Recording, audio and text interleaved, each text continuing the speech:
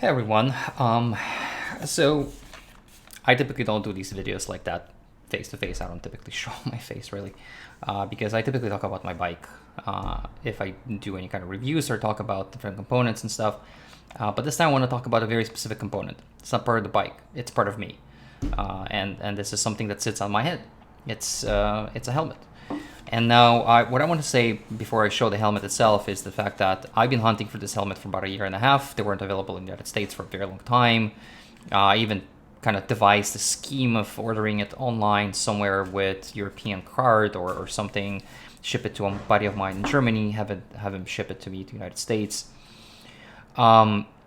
Now, the reason why I wanted this specific helmet for really is because of its weight.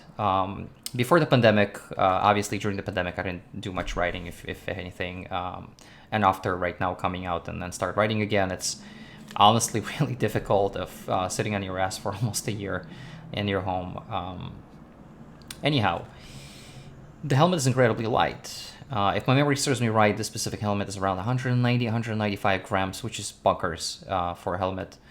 And this is not a MIPS version, because MIPS would be around 220 or 230, around that weight area for the medium size. And this is a Lazer Genesis version or helmet. It's beautiful, honestly. It's a race helmet. It's incredibly light, as I mentioned. It looks great. The retention system is definitely interesting. It's not something, you don't have this kind of a ratchet in the back. It's actually on the top of the helmet, so you kind of lock or unlock or whatever, tighten or untighten in here. It's a little weird, but you know, it's something you get used to eventually. But the reason why I'm doing this review is not because to talk about how great this helmet is, which it is really. But the fact is that, unfortunately, I will be selling this helmet.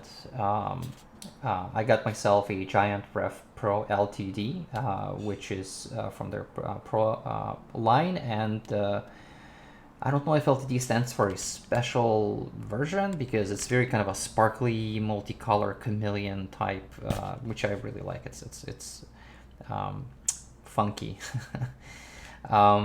Anyway. The reason why I'm going to be selling this is literally because of this part right here.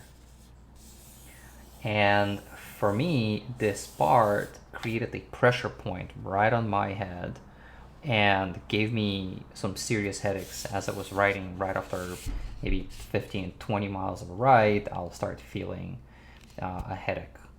And I would start feeling a pressure right when I put it on, but then, you know, it kind of goes away for a little bit, but then it comes back in the form of an actual headache.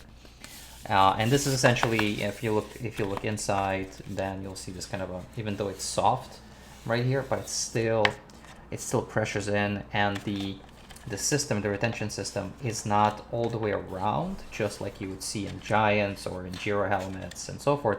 It's kind of only from the sides and the back. So when you kind of tighten it in, essentially, the system itself, you feel the pressure from the forehead. That kind of the helmet itself kind of presses against your forehead, and you feel the pressure starting right here, and so it gave me headaches. And as much as I love this helmet, as much as I love how it looks, as much as I love the fact that it's super light, I will have to part ways with that. And I felt really compelled to talk about it, because all the reviews that I was looking at, if you will, before buying this helmet, none of them mentioned anything like that. They all talk about the retention system, the lightness, the aerodynamics, the airflow through the vents, how many vents you have. All these important kind of tech information that, honestly, I'll be honest with you, all these reviews kind of silly, because I can go and read this information online. I don't need somebody telling me in the video that this is the weight of it, these are the vents, this is blah, blah, blah, I wrote in it, it looks great. Why? Because I have a YouTube video channel and I need to rank some viewers. But the important parts people don't really talk about. And this is why I like to do reviews and talk about the actual important parts, at least in my opinion. Like, for instance, this retention system. it goes down so low, right?